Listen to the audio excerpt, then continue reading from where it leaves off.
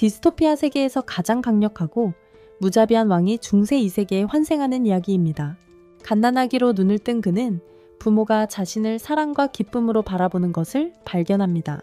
부모는 신생아의 얼굴이 자신들과 닮았다며 새로운 가족 구성원의 탄생에 기뻐합니다.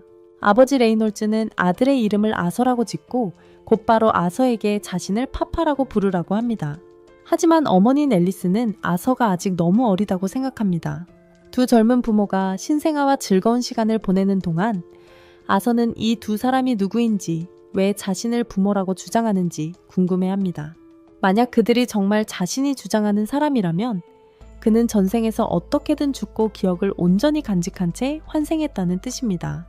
아서는 수많은 승리와 세계 정복 후 신들에 의해 무력한 유아로 전락한 현실을 믿을 수 없다는 듯 별이 빛나는 밤하늘을 바라봅니다. 그는 적어도 당황스러워하고 트림하는 과정을 거쳐야 한다는 사실에 대리 부끄러움까지 느끼고 있습니다. 아서의 부모님은 그를 잘 돌봐주시기에 아서는 현재 삶을 싫어하지는 않지만 여전히 불만족스러워합니다. 그는 기저귀를 차고 싶지 않고 누군가 자신을 해칠지도 모른다는 끊임없는 두려움을 느낍니다.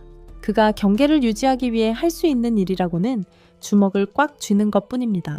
아서의 아버지는 이를 알아채고 아들의 손 아래에 자신의 손가락을 넣어 아내에게 아들이 자신을 얼마나 사랑하는지 보여줍니다.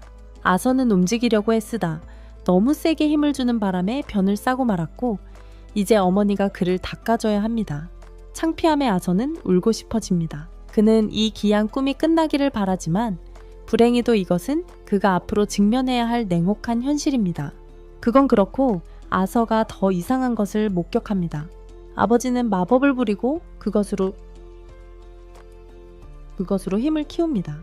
어머니 또한 마법을 가지고 아버지를 치유하는데 아서는 전생에는 몰랐던 힘인 마법이 어떻게 작용하는지 궁금해합니다. 그는 마법에 진심으로 매료되어 더 보고 싶어합니다. 보고 싶어합니다. 그러기 위해서는 먼저 성장해야 함을 깨닫습니다. 한편 아버지는 숲에 들어가 강화 마법으로 짐승을 제압합니다. 곧 그의 친구들이 놀러 옵니다. 말씀드리자면 그들은 후반부 이야기에서 중요한 역할을 할 것입니다. 할 일이 없어진 아서는 주변을 살피며 가능한 한 많은 지식을 흡수한다. 어디서나 지식이 힘이니까. 사냥을 마치고 돌아온 레이놀즈를 보며 아서는 모든 개인이 무기를 소지할 수 있는 사회에 와 있는 건 아닌지 의문을 품는다. 만약 그렇다면 외부에 그만큼의 위험이 존재한다는 뜻이다. 아서는 이 세계에 적응하기 위해 가능한 한 빨리 힘을 얻는 것이 합리적이라고 생각한다. 아서는 많은 질문이 있지만 아직 물어볼 수 없다. 하지만 모든 답답함에도 불구하고 그는 부모님과 소중하고 값진 시간을 보낼 수 있다는 사실에 행복을 느낀다. 전생에서 아서는 적들이 매일 밤 암살을 시도했기에 편히 잠잘 자유조차 없었다. 드디어 평화를 누리게 된 그는 새로운 삶에 익숙해져 갑니다. 며칠, 몇 주, 어쩌면 몇 달 후 그는 기어다니는 법을 배우고 얼마나 잘생겼는지 보기 위해 재빨리 거울로 향합니다. 기어다니는 것에 익숙해지고 팔다리를 자유자재로 움직일 수 있게 된 아서는 부모님이 없을 때 몰래 침대에서 나와 도서관으로 향합니다. 거기서 그는 이 세상에 대해 더 알고 싶어 책을 집어들고 자신이 태어난 대륙의 이름이 디키탄이라는 것을 알게 됩니다. 디키탄에는 드워프들이 사는 다르브 왕국, 숲속 깊은 곳에서 엘프들이 다스리는 엘레누아르 왕국, 그리고 마지막으로 아서를 포함한 인간들이 사는 사핀 왕국, 세 개의 왕국이 있습니다. 아서의 나라는 군주제이지만 왕위는 상속됩니다. 이전 세계처럼 누구든 전임 국왕을 죽여 왕위를 찬탈할 수 있는 곳과는 다릅니다. 이 세계에 대한 기본적인 정보를 수집한 후 아서는 마법에 관한 책을 찾아 매우 귀여운 모습으로 선반에서 책을 꺼냅니다. 책을 선반에서 꺼낸 아서가 이전 삶이 지금보다 얼마나 더 발전되었는지 회상하기 시작합니다. 그가 선반에서 꺼낸 책은 그 이유를 이해하게 해줄 것이었습니다. 그는 마법, 이 세계 사람들이 만화라고 부르는 것을 배우려고 합니다. 이는 대대로 전해 내려오는 것이며 100명 중 1명에게서만 볼 수 있습니다. 게다가 세상에는 만화의 형태가 두 가지뿐인데 하나는 만화로 신체 능력을 강화하는 증폭이고 다른 하나는 만화를 투사하여 마법사가 원하는 대로 조종하는 소환입니다. 이를 읽으면서 그는 어머니의 능력을 떠올립니다. 분명히 어머니는 소환사입니다. 만화를 가진 모든 사람은 만화 코어를 가지고 있으며 대부분의 마법사들은 사춘기 초기에 이것을 활용합니다. 그리고 이를 잘 활용하고 숙달하면 마법사가 될 수 있습니다. 이를 읽은 아서는 자신이 매우 잘 알고 있는 개념인 카이와 비슷하다고 생각합니다. 하지만 그는 쿵푸를 배우고 싶어하는 자신에게 그 지식이 무기가 될지 회의적이었다. 그때 그는 내면의 깨달음을 얻으려는 순간 어머니인 앨리스가 그를 방해해야 한다. 그녀는 그를 꼭 껴안고 자세히 살핀다. 처음에는 자신의 속임수가 들킨 줄 알았지만 곧 그가 변을 봤다는 것을 알게 된다. 사실이었다. 앨리스가 기저귀를 닳는 동안 악취 속에서 아서의 몸은 점점 감옥처럼 느껴지며 그는 절망한다. 그는 더 강해지겠다고 다짐한다. 나중에 앨리스는 아서의 삶을 기록하며 이 세상에서 그가 얼마나 발전했는지에 대해 매우 만족해한다. 하지만 그가 한 번도 그들에게 미소 짓지 않았다는 사실에 걱정한다. 내가 생각해낸 이 일이 그녀를 슬프게 해. 그는 창밖을 내다보며 아서에게 검사용법을 가르치는 남편 레이를 발견한다. 아서의 발전 상황을 알리려고 그는 매우 기뻐하지만 아내는 어린 아들에게 매우 위험한 기술을 가르친 것에 대해 그에게 화가 난다. 미안해 친구. 여자들은 이해하기 어려워. 그녀는 아서가 검 사용법을 배우기에는 너무 어리다고 생각하며 남편을 크게 꾸짖는다. 한편 아서는 그들을 자세히 관찰하며 자신이 사는 세상이 여자들이 지배할 수도 있다고 생각하기 시작하지만 그들의 모습을 통해 결혼 생활의 구조를 이해하는 틀로 삼는다. 그날 후에 앨리스는 아서를 시장에 데려가고 아서는 보는 모든 것에 매우 기뻐한다. 그가 눈으로 보는 모든 물건 하나하나가 배우는 교훈처럼 느껴지는 것 같아요. 이제 아이들이 마치 그곳을 아는 것처럼 둘러보는 이유를 알겠어요. 특히 전에는 없었던 물건들을 볼 때 더욱 그래요. 심지어 마법을 가까이서 관찰할 기회까지 얻었는데 매우 유익했다고 생각했어요. 돌아오는 길에 그는 점점 잠이 들어요. 하지만 그 전에 가족들이 자신에게 얼마나 큰 도움을 주었는지 생각해봐요. 드디어 집에 도착하고 앨리스는 그를 방으로 데려가요.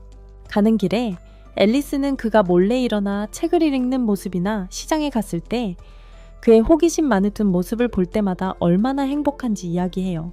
그의 아버지에게서 그런 성품들을 물려받았다고 생각하는 거죠. 아버지랑 똑같다고요. 그래서 그는 세상을 돌아다니게 될지도 모른다는 결론을 내리지만 더 평화로운 삶을 살기를 바랍니다. 그날 저녁 아서가 아버지의 마술을 보고는 가까이서 배울 수 있는 사람이 있다는 생각에 흥분합니다. 아버지가 땅에서 몇 개의 돌을 들어 올리는 것을 보고 마음을 바꿉니다. 엄청 실망하기 전에 앨리스가 나타납니다. 레이는 이제 시작일 뿐이라며 더욱 자세히 지켜보라고 다독입니다. 그 순간 레이는 마법의 힘을 증폭시켜 고급 기술을 선보입니다. 아서가 아버지의 행동을 보고 아버지가 증강자라는 것을 바로 알아챕니다. 자신도 묘기를 부리고 싶어 흥분하지만 엄마가 재우러 오면서 상상은 깨집니다.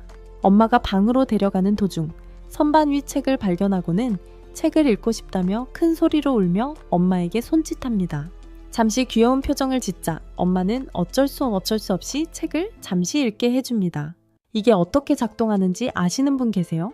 책을 읽으면서 자신만의 모노코어를 만들기 위해 얻은 모든 지식을 떠올립니다.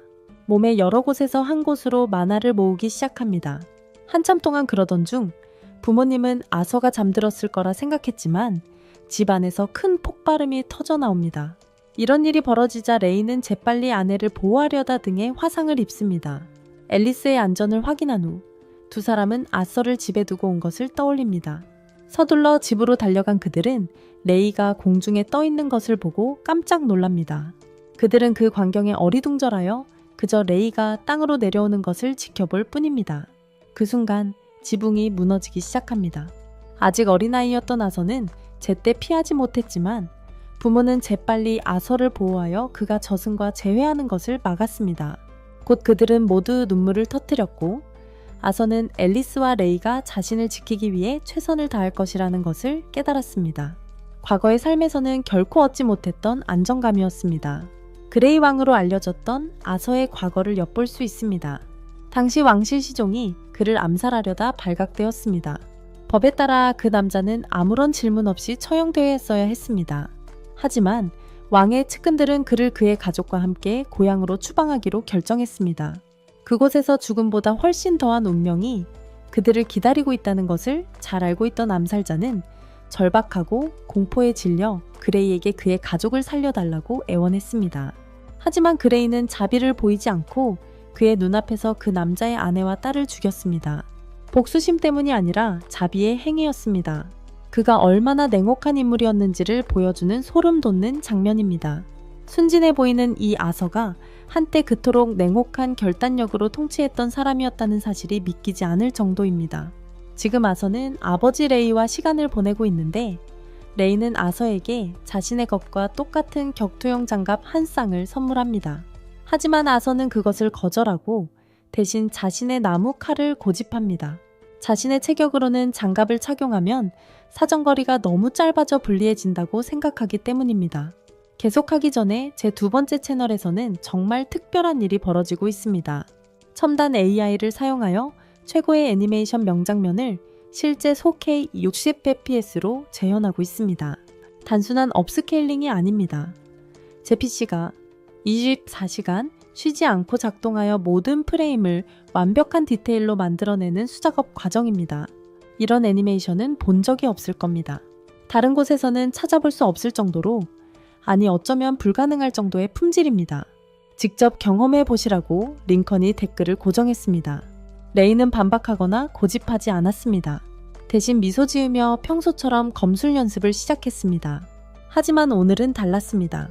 중간에 아서가 검의 만화를 주입하는 법을 익혔다고 밝히며 그 갑작스러운 공개와 함께 레이의 무기를 완전히 무력화시켰습니다. 레이는 인생 처음으로 아서에게 패배하며 아들의 급속한 성장에 경악하고 말문이 막히고 완전히 당황했습니다. 후에 저녁 식사 자리에서 레이는 아서의 발전을 방해하지 않기 위해 제대로 된 사범을 구해주기로 결심했습니다. 아서의 어머니인 알리스는 이 결정에 반대합니다. 아서가 강사를 구하게 되면 4살 어린 나이에 산비탈에 있는 집을 떠나 혼자 도시로 가야 하기 때문입니다. 레이는 여전히 주장하며 아서는 이제 마법으로 무엇이든 향상시킬 수 있고 그것은 아서의 미래를 위한 것이라고 알리스에게 말합니다. 두 부모는 이 문제로 옥신각신하며 식탁에서 큰 소리로 다투게 됩니다. 그래서 아서는 서로에게 이익이 되는 간단한 해결책을 제시하며 부모님 두 분 모두 자신과 함께 도시로 가자고 제안합니다. 이렇게 하면 레이는 아서가 제대로 된 선생님에게 훈련받을 수 있고 알리스는 항상 어린 아들 곁에 있을 수 있습니다. 아서의 부모는 즉시 동의하고 도시로 이사갈 준비를 시작합니다. 얼마 지나지 않아 레이의 친구들, 2개의 뿔이라는 모험가 파티가 아서와 그의 가족을 도시로 호송하기 위해 직접 찾아옵니다. 아서는 그들에게 그리고 그들의 리더인 아담에게 자신을 소개합니다. 아담은 과거에 아서를 만난 적이 있다고 말하지만 아서 같은 아이는 기억하지 못할 것이라고 생각합니다. 하지만 아서는 모든 것을 아주 또렷하게 기억하고 있습니다. 그가 집 전체를 날려버렸던 때였죠. 그때 양뿔 2사람이 와서 집을 다시 지어주었고 아서는 그들의 대화를 모두 엿들어 부모님이 정착하기 전에 양뿔의 일원이었다는 것을 알게 되었습니다. 어쨌든 아담이 아서와 이야기를 마치자 안젤라가 다가와 아서를 꽉 껴안아 숨을 쉴 수 없을 정도였습니다. 그룹의 든든한 버팀목인 더드는 아이의 괴로움을 알아채고 안젤라에게서 아서를 떼어놓았습니다. 바로 그때 아서는 마차 위에서 자신을 바라보는 젊은 여성을 발견했습니다. 그녀는 제스민이었고 그리 친절해 보이지는 않았으며 멀리서 아서를 조용히 지켜보았습니다. 아서가 그녀의 눈에 빠져들 무렵 헬렌이 다가와 그의 손을 잡고 자신과 제스민을 소개했습니다. 두 뿔의 소개가 끝나고 자이러스 시티로 향하는 여정이 시작됩니다. 아서르는 하늘을 나는 자동차가 일상이었던 자신의 옛 세상과 비교하며 이 교통체계가 얼마나 원시적인지 속으로 조용히 중얼거립니다. 하지만 특히 항상 자신을 걱정해주는 어머니가 곁에 있으니 그렇게 나쁘다고 생각하지는 않습니다. 그들은 매일 몇 번씩 휴식을 취하는데 그중 한 번 야생 늑대 몬스터 무리가 공격해오면서 아서는 세상이 얼마나 위험한지 직접 깨닫게 됩니다. 제스민이 늑대들과 싸우기 위해 나서서 단검을 사용하여 거뜬히 제압합니다. 레이, 아담과 두 뿔의 다른 대원들도 전투에 합류하고 이내 상황을 처리합니다. 유일한 관찰자였던 아서는 동료들에게서 동기를 얻고 또 다음 싸움에 참여하기를 기대하기 시작합니다. 그날 밤 연회를 벌이는데 아서는 앨리스가 아무것도 먹지 않는 것을 알아차립니다. 배가 부르다고 하는데 뭔가 이상해. 레이의 팔에 상처를 발견하고 곧바로 일어나 그를 치료한다. 그러자 분위기가 바뀌고 주변 사람들은 경계하며 외부인이 지켜보는지 확인한다. 아서에게는 그들이 치료 마법이 드물고 이 세계에서 매우 귀중하기 때문에 조심하는 것이라는 사실이 분명해진다. 알고 보니 레이와 앨리스가 외딴 언덕에서 혼자 사는 유일한 이유는 앨리스의 치유 능력을 남의 눈에 띄지 않게 하기 위해서였다. 잔치 후 아담은 아서를 부모님께서 빌려와 레이의 말처럼 정말 실력이 있는지 아서와 겨뤄보고 싶어 한다. 나머지 사람들도 신동의 잠재력에 궁금해하며 주변에 모여들어 예상치 못한 군중이 생긴다. 겨우 4살인 아서는 아무도 자기 걱정을 조금도 하지 않는다는 사실에 의아해한다.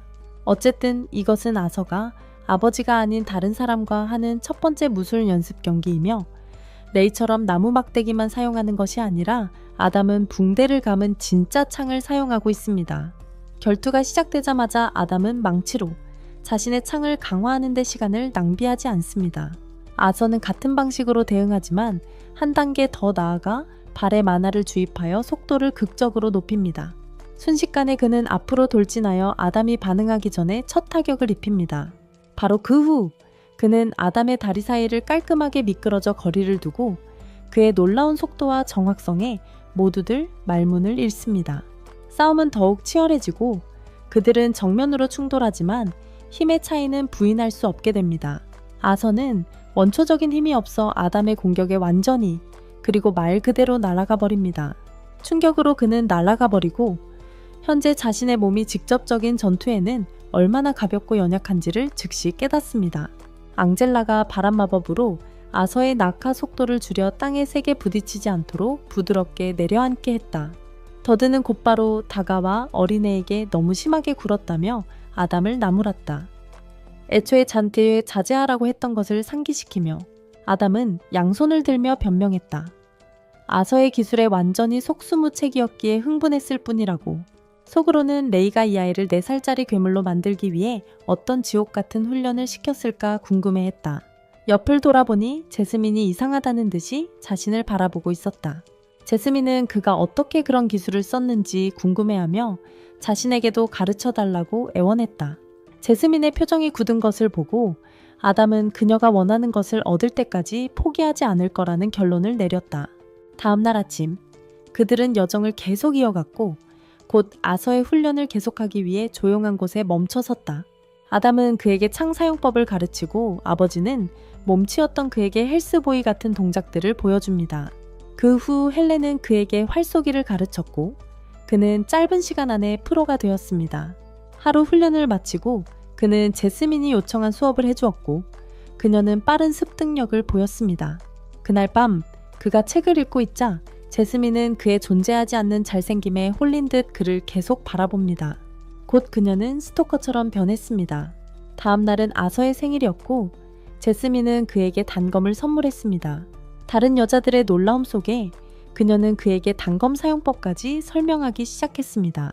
아이들의 장난에 질리고 홀로 고독한 시간을 보내던 아담은 이제 출발해야 한다고 말하려는 찰나 어머니인 앨리스가 그를 불렀습니다.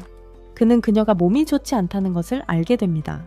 그가 무슨 문제냐고 묻자 그녀는 그가 그녀의 거짓말을 믿지 않음에도 불구하고 괜찮다고 확신시킵니다.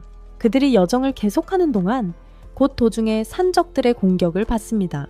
그런 일이 발생하자 그들은 모두 마차에서 뛰어내려 방어 자세를 취합니다. 산적들이 그들에게 화살을 퍼붓지만 안젤라는 마법 방벽으로 그들을 보호합니다. 밖을 내다보며 아서는 그들이 대부분 포위되었다는 것을 알아챕니다. 반면에 정육면체 모양의 머리를 한 산적 두목은 여자들과 아이들을 좋은 값에 팔 생각이라며 해치지 말라고 부하들에게 명령합니다. 바로 그때 산적들이 그들에게 거세게 돌격하고 분명히 두려워하는 알리시아는 아서에게 진정하라고 합니다. 도적들이 더 가까이 오기 전에 더든이 그들을 날려버립니다. 레이가 재빨리 주먹을 날리는 동안 한 도적이 레이를 공격하려는 순간 헬렌이 그의 악랄한 심장에 화살을 꽂습니다. 게다가 아담은 창으로 도적들을 베어넘기고 제스민은 단검으로 그들을 공격합니다. 그들의 모습을 지켜보던 아서가 쌍뿔 파티원들이 개인적으로 뛰어난 실력을 갖추었다는 것을 인정합니다. 하지만 도적들의 수가 압도적으로 많아서 그들은 승산이 없습니다. 한동안 싸운 후 그들은 모두 지쳐 쓰러지고 도적들은 계속해서 그들을 공격합니다. 곧 도적들이 레이를 마차에 내던지고 그는 의식을 잃습니다. 이로 인해 추악한 도적 두목이 앨리스와 아서에게 접근할 수 있게 됩니다. 레이의 상태를 본 두 사람은 마차에서 뛰쳐나가지만 이때 레이가 의식을 되찾고 망가진 몸으로도 물러서 달라고 부탁합니다. 그는 여전히 남자로서의 책임을 다하려 합니다. 아서에게 어머니를 데리고 도망치라고 합니다. 이 말을 들은 어리석은 아들은 함께 싸우겠다며 남겠다고 고집하지만 아버지는 어머니가 임신했다는 사실을 밝힙니다. 이로써 그는 그동안 어머니가 아파 보였던 이유에 대한 의문을 풀게 됩니다. 한편 레이는 아서에게 즉시 떠나라고 부탁하며 아서가 어머니와 태어나지 않은 동생을 지켜줄 것이라고 믿는다고 말합니다. 아서는 서둘러 알리시아를 잡고 그녀와 함께 도망칩니다. 화가 난 거구의 산적 두목은 부하들에게 그들을 막으라고 명령합니다. 하지만 아서와 알리시아가 붙잡힐 것 같던 순간 레이가 그들에게 달려듭니다. 아담과 제스민은 도망칠 길을 만들어주기 위해 산적들에게 칼을 던집니다. 곧 파티원들은 모두 손을 맞잡고 아서와 알리시아의 탈출을 돕고 그들은 산적들과 맞서 싸웁니다. 도망치는 동안 아서는 한때 많은 영혼을 훔쳤던 자신이 이제 자신의 영혼을 빼앗길까 두려워하는 존재가 된 것을 회상합니다. 그 생각만으로도 그는 분노합니다. 하지만 그의 작은 발은 할 수 있는 일이라고는 필사적으로 도망치는 것뿐입니다. 한참을 도망친 후 아서는 산에서 날아오는 공격을 감지하고 위를 올려다보니 수상한 남자가 마법으로 그들을 공격하려는 것을 봅니다. 그는 즉시 어머니를 밀치고 그 과정에서 마법에 맞아 균형을 잃고 산에서 떨어집니다. 저승으로 향하는 길, 그는 혼자가 아니기를 간절히 바랍니다. 자스민이 준 끈 달린 단검을 이용해 적에게 던집니다. 단검이 적의 다리에 걸리면서 산꼭대기에서 끌어내립니다. 한편 듀어딘과 안젤라는 마법으로 아서를 구하려 하지만 아서가 너무 멀리 떨어져 있어 땅에 떨어지기 전에 도착하지 못합니다. 땅으로 떨어지면서 아서는 자신의 삶을 되돌아봅니다. 어머니는 산꼭대기에서 손을 뻗어 아서를 붙잡으려 합니다. 아들을 잃을까봐 눈물을 흘리는 어머니와 달리 아서는 자신의 목숨을 바쳐 가족을 지켰다는 성취감에 젖어 있습니다. 하지만 바라던 대로 형이 되지 못한다는 슬픔도 느낍니다. 놀랍게도 아서는 추락에서 살아남아 거대하고 사나운 괴물 앞에서 눈을 띱니다. 이로 인해 그는 엄청나게 무서워합니다. 계속하기 전에 제 두 번째 채널에서는 정말 특별한 일이 벌어지고 있습니다. 첨단 AI를 사용하여 최고의 애니메이션 명장면을 실제 4K 60fps로 재현하고 있습니다. 단순한 업스케일링이 아닌 제 PC가 24시간 쉬지 않고 작동하여 모든 프레임을 완벽한 디테일로 표현하는 수작업 과정입니다. 이런 애니메이션은 본 적이 없을 겁니다. 다른 곳에서는 찾아볼 수 없을 정도로 어쩌면 불가능할 정도의 품질입니다. 직접 경험해 보시려면 링컨이 고정한 댓글을 확인하세요. 괴물의 모습에 아서가 완전히 겁에 질려 말을 잇지 못합니다. 아서가 괴물이 자신을 여기로 유인했다고 의심하며 공격하려 하지만 그녀는 손가락 하나 까딱하는 동작으로 그를 가볍게 밀쳐냅니다. 그녀는 자신이 아서의 적이 아니라고 안심시키며 일어서서 스스로 기른 신비로운 식물에서 마법의 열매를 따서 아서에게 먹입니다. 아서의 상처 치료에 필요한 음식과 영양분을 공급하려는 것입니다. 아서는 무시무시한 괴물이 자신에게 마치 다정한 어머니처럼 대해주는 것이 믿기지 않습니다. 그녀의 의도를 의심하지만 상처 때문에 움직일 수 없을 정도로 고통스러워 걷잡을 수 없이 울음을 터뜨립니다. 괴물 여자는 아서의 모든 질문에 답해주겠다고 약속합니다. 아서는 그 기회를 잡고 음식을 먹습니다. 조건이 충족되자 아서는 부모님의 안전을 묻고 그녀는 자신은 동굴을 나갈 수 없지만 공간인식 능력으로 아서의 가족이 며칠 전 산적들을 모두 물리치고 이곳을 떠났음을 확인했다고 말합니다. 아서는 엄마, 아빠, 그리고 곧 태어날 여동생이 무사하다는 말에 안도하며 목숨을 구해준 괴물 여자에게 감사를 표합니다. 그녀를 뭐라고 불러야 할지 그도 우리도 모릅니다. 그녀는 자신을 실비아라고 소개하고 실비아는 깊은 비밀을 숨기고 있는 것 같습니다. 아서르는 실비아의 보살핌 아래 며칠을 보내며 계속 과일을 먹습니다. 과일은 그의 회복을 가속화하여 상처를 완전히 치유합니다. 이제 움직일 수 있게 된 그는 집으로 돌아가고 싶어 합니다. 하지만 실비아에 따르면 그들은 치명적인 짐승과 산적들의 영토에 있습니다.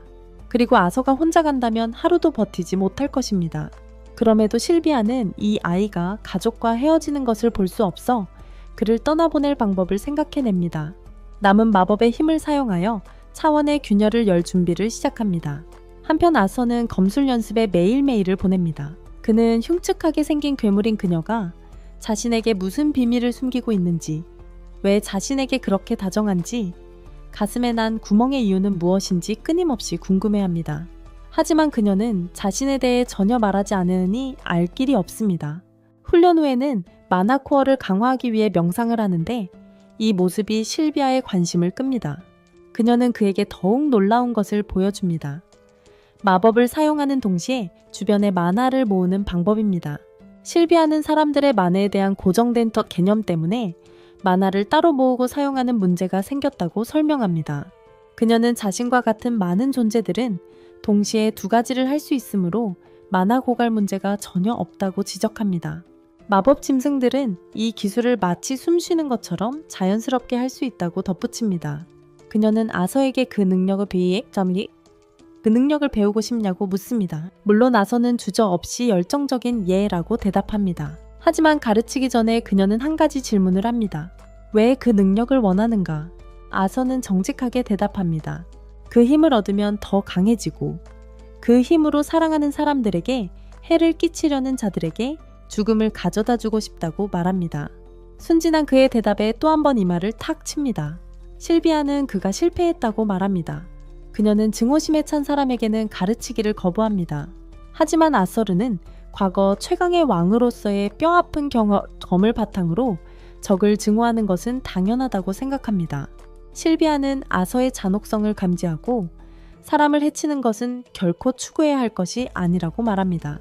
그리고 잠시 후 그를 너무 세게 쳤다고 사과합니다. 하지만 동시에 그를 완전히 파괴할 수 있는 그 손으로 그를 부드럽게 어루만질 수도 있다는 것을 상기시켜줍니다. 그녀가 그에게 이해시키고 싶은 바로 그것입니다. 다른 사람에게 친절한 것이 더 낫습니다. 분노, 증오, 폭력은 고통만 남기기 때문입니다. 그녀는 연민으로 그의 목숨을 구했고 그 친절한 행위를 그의 증오로 더럽히는 것을 원치 않습니다. 아서가 그녀가 가르치려는 것을 천천히 이해하기 시작하자 그녀는 그에게 또 다른 질문을 합니다. 그가 더 강해졌을 때 자신의 힘을 무엇에 사용할 것입니까? 아서는 부모님과 친구들과 함께 보냈던 시간의 기억을 떠올리며 사랑하는 사람들을 보호하기 위해 더 강해지고 싶다고 대답합니다. 그리고 이번에는 실비아가 승낙합니다. 한편 근처 절벽에는 실비아와 똑같이 생긴 또 다른 생명체가 나타납니다. 그는 자신의 왕국에서 멀리 떨어져 숨어 지내고 있는 실비아를 찾고 있었다고 밝힙니다. 다른 회상 장면이 아서의 과거 삶으로 우리를 데려갑니다. 이번에는 왕실 집무실 안에 있습니다. 아침에 일어나서 의원인 자신의 부하의 사무실로 향합니다. 아서는 그에게 솔직하게 자신은 명목상의 왕일 뿐이라고 말합니다.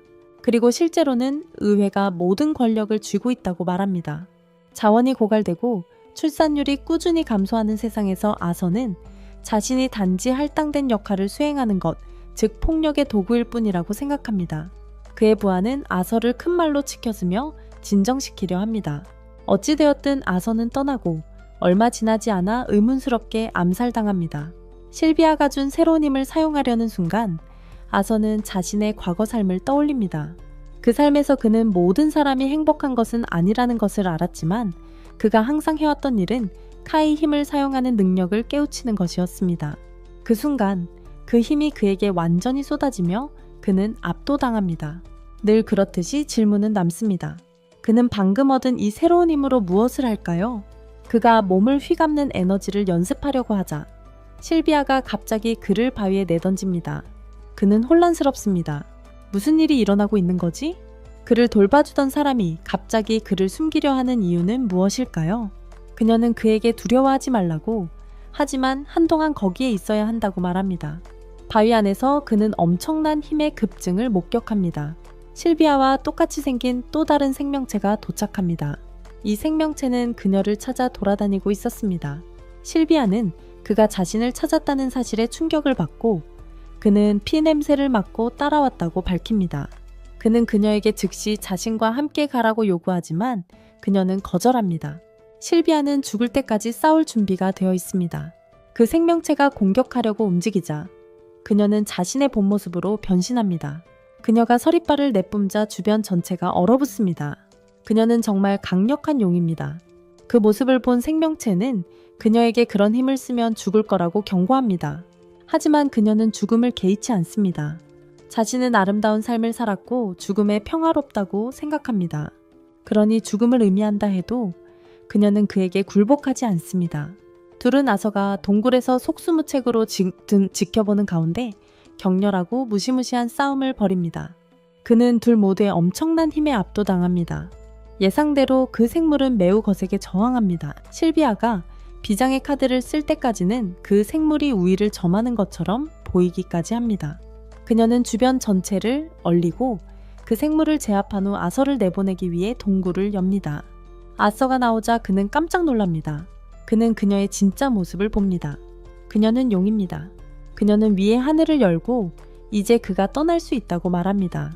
그녀는 그에게 고향으로 돌아갈 수 있도록 힘을 주었다고 말합니다. 다시 그녀는 그에게 그 힘으로 무엇을 할 것인지 묻습니다. 그녀는 그가 분노나 증오에 휩싸이지 않기를 바랍니다. 아서는 그 힘을 가족을 보호하는 데 사용할 것이라고 대답합니다. 그녀는 미소 짓습니다. 그녀는 그가 슬픔이나 증오 속에서 살기를 원하지 않습니다. 그리고 그녀에게 있어서 그 힘은 싸우거나 복수하기 위한 것이 아닙니다. 대신 그녀는 그가 모든 사람에게 사랑을 전파하기를 바랍니다. 그의 대답은 그녀를 깊이 감동시킵니다. 그를 보내주기 전에 그녀는 그에게 용의 알과 깃털을 주며 알을 깃털로 감싸라고 부탁합니다. 그러고는 그를 만지자 그는 갑자기 엄청난 에너지의 흐름으로 가득 차게 됩니다. 마치 문신처럼 빛나는 선이 그의 손가락에서 팔 아래로 퍼져 나갑니다. 그의 우솥이 찢어지면서 그 선이 드러납니다. 그녀는 그를 더 일찍 집으로 보낼 수도 있었다고 인정합니다. 그녀는 항상 그 방법을 알고 있었습니다. 아서가 생각하기에 그녀는 돌아가는 것이 위험해서 그를 계속 그곳에 두었던 것입니다. 하지만 그녀는 진실을 밝힙니다. 그녀는 그의 동행을 좋아했습니다. 이야기할 사람, 정을 나눌 사람이 있다는 건 그녀에게 오랫동안 없었던 것이었습니다. 그의 존재는 소중한 선물이었고 그도 그녀와 함께하는 시간을 진심으로 즐겼습니다. 그는 그녀에게서 많은 것을 배웠습니다. 이별은 감정적입니다.